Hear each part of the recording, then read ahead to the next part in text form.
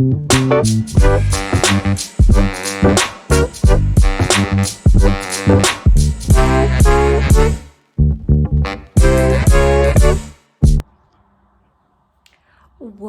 up, kittens?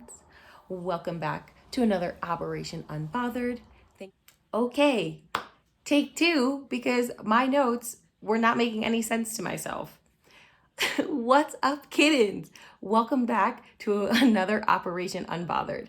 Thank you for always choosing to spend your time here with me, exploring this multidimensional experience. It's a journey, it's illuminating, it's a process of recognizing oneself and nourishing the soul while awakening from spiritual amnesia. A quote from A Course in Miracles. In our picture of the psyche, there is an unconscious level which properly consists only of the miracle ability and should be under my direction, and a conscious level which perceives or is aware of impulse from both the unconscious and the superconscious. These are the sources of the impulses the conscious level receives. Consciousness is thus the level of perception, but not knowledge. Again, to perceive is not to know. I am the type of person who loves to learn. I love reading, listening to podcasts, watching YouTube, trying new activities, and gaining new skills. I say that I require a high level of cognitive stimulation. This mindset has allowed me to welcome in many different types of experiences, people, ideologies, philosophies, and perspectives of what it means to be in the secular dimension. Before, I was aligned with Source on the journey of awakening from my spiritual amnesia. I thought I knew it all. Yes, I even had a shirt that said, Little Miss Perfect. It was an interesting time in my life, because I was often relying on my senses to dictate what I did and did not know, without understanding that I had not fully integrated into myself and was rather surface level understanding and experiencing these new things with my physical sense and not my spiritual eyes. What does it mean to perceive or have perception? A Course in Miracles defines perception as the mode of awareness in which we try to know an object while separate from it, normally by interpreting information received by our senses. The goal of the spiritual journey is to move from false perception to true perception, which does not require physical senses, from which we will awaken from knowledge. Meaning that being enmeshed in the secular world leads to acting, thinking, being in the bodysuit, and fulfilling the desires of the flesh, rather than being in a true perception and being aligned with Source, having our steps or one's steps ordered by Source to be a miracle worker, which at the end of the day is truly light work. Study Notes ABA defines imitation as behavior that is preceded by a model modeling the target behavior that is in control of the imitative response. This imitative behavior must have formal similarity to the model behavior. This imitated behavior must also be followed closely in time to the modeled behavior. For me, in the secular world, the modeled behavior comes from TV, culture, and society at large, and is oftentimes disconnected with leading with a love-first mindset, and rather leads from a consumerism consumption mindset. Feeding into the bodysuit's five senses of seeing, touching, feeling, tasting, and hearing, and not feeding the soul of love and unity with all other fragments, our brothers and sisters participating in this game of life, creating the illusion of perception, which then limits the discernment of what's right-mindedness in favor of things such as admiration, gluttony, judgment, and self-loathing, lust, gossip, fear, and deepening the insatiable black hole of desires. For me, my perception for a while was influenced by tequila. The knowledge I was seeking was unable to be a divine download because I was fully embracing what my bodysuit wanted, whether that was influence from disassociating or seeking external validation. Consciousness is thus the level of perception, but not knowledge. Again, to perceive is not to know. I was living in a universe of false perception because I didn't know what I didn't know until I knew. I give myself space and grace and gratitude for the experiences of perception I've had, to now being able to be in the knowing of my divine purpose, knowing I'm a fragment of Source, knowing that you are also a fragment of Source, knowing that leading with love and light is a duty and a gift. Every day, I am relearning, reprogramming, releasing, and integrating information that expands my divine knowledge to better understand the reflections of my 3D. What does it mean to have knowledge? The mode of awareness that we have in heaven, in which we know reality through direct union with it, without the mediation of physical senses or mental interpretations. Whereas perception, our current mode, always involves uncertainty, knowledge by definition entails unshakable certainty, since it is in our knowing of something and the thing itself are one and the same. Meaning that to have knowledge is to have a complete certainty in information or concept as fact, unable to be disputed. In a sense, the ego was a self-made attempt to perceive yourself as you wished rather than you are. An example of perception.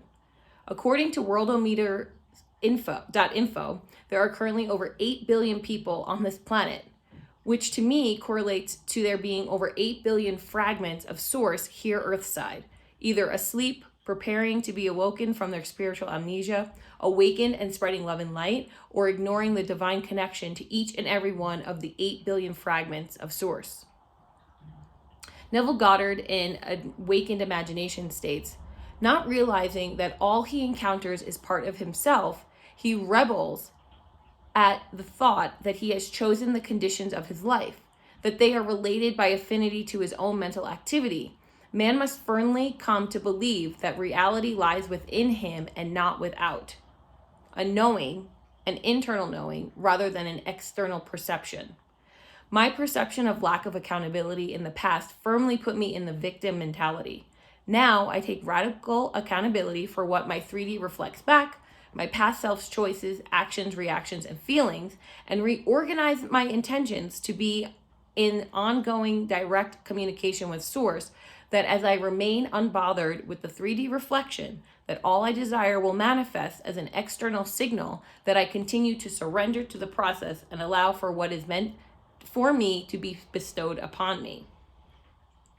All 8 billion fragments are reflections of me and whole with Source. Combining this knowledge with forgiveness, love, and the mindset of unity allows me to be able to be in divine alignment. The mind returns itself to its proper function only when it wills to know. Here comes a little free will chit chat. The choice to consider is, do I bury my head in the sand, aka the secular world of my senses, or do I illuminate the spaces I'm in as a dope radiant being of light, allowing for Source to download the knowledge to me?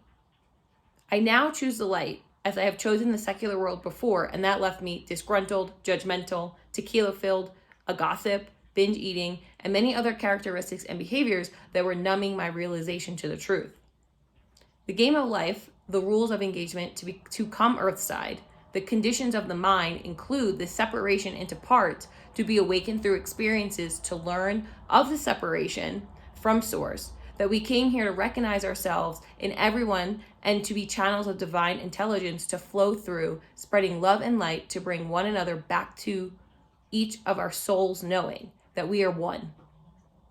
This continued healing of the mind from perception to knowing through using lived experiences as languages to communicate with the souls assigned to each and every one of us provide the illumination necessary to reunite.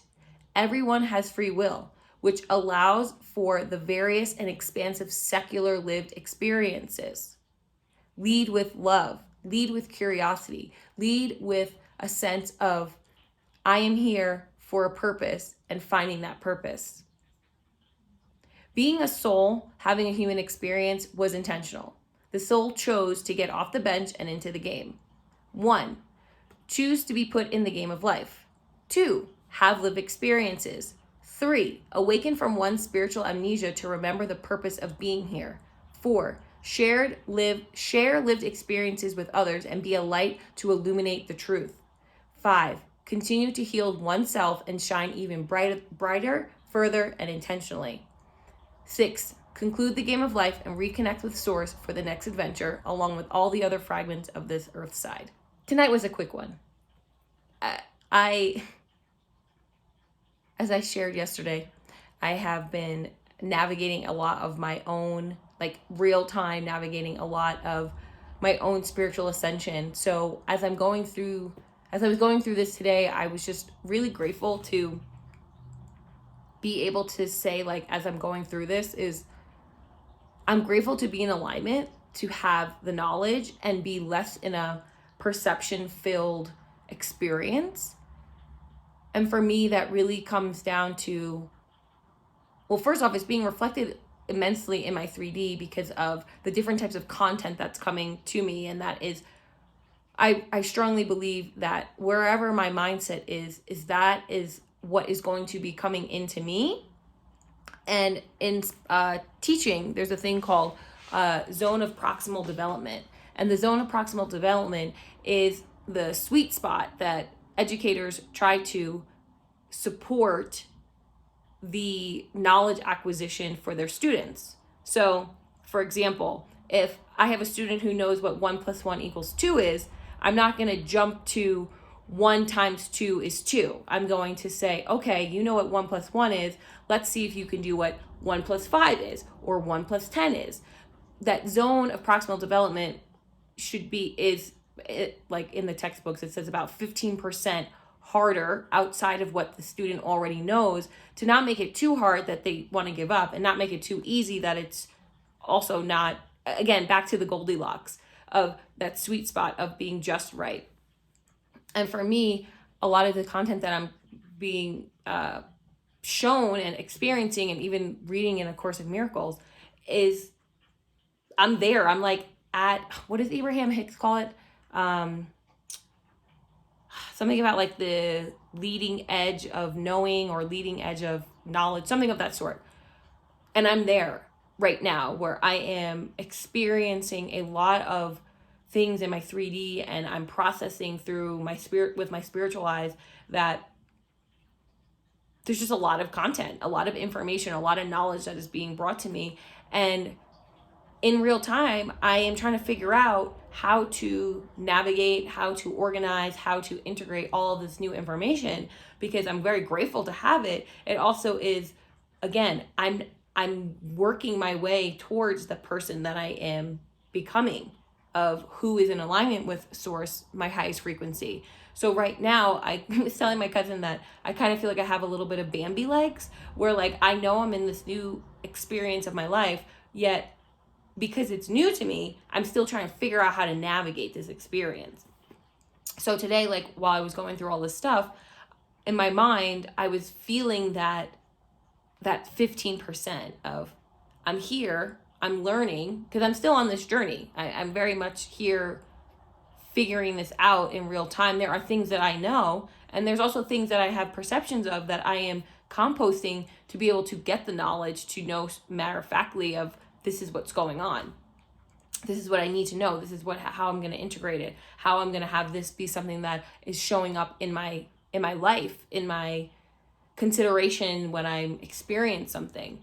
And for me, really the biggest part about today of what I wanted to share was eliminating that illusion of perception and reclaiming knowledge. I feel like a lot of times in this dimension, there's just so much going on that it's very easy to be, and this is my own lived experience of being confused of like, well, what am I supposed to be doing? Am I doing it right? Or even getting in the position of like, oh, I don't want to act because I don't know if I'm doing the right thing. And if I don't do the right thing, what does that mean? And I liken it to, if you ski or snowboard, I don't know the exact term. However, I'm a leisure skier. So on some of the mountains, like there'll be like the path that goes straight down, which is typically like a blue, and I'm not trying to be on that. And then there's another one that will like go, it's a bit more like leisure and less intense going down. And sometimes for me, I feel like if I'm gonna pick, I'm worried that I'm gonna pick the wrong thing, that I'm gonna take the wrong path. And then while also knowing that no matter what, I'm always going to get back to the bottom. A lot like yesterday I was sharing the story about my grandmother and the whitewater rafting date of you're still going to, the manifestation is still going to be at the end of the river. Like it's going to happen. However, it doesn't stop my own mind as I'm working through all of this stuff to have doubts or have confusion or be uncertain in my own choices, because I'm new here. I'm figuring this out. This is a new skill set of being in divine communication with Source that I'm working through and working on. And as I gain my skills, I'm able to be less bothered by that thought of, am I making the right choice? Because at the end of the day, I know that I'm not being punished. I'm being given the opportunity to be the person that I say that I am. And that unbothered mindset comes from the fact that no matter what happens, I'm going to learn something from it. There will be a blessing from that experience, and really allowing myself to just embrace that unknown part, while also knowing that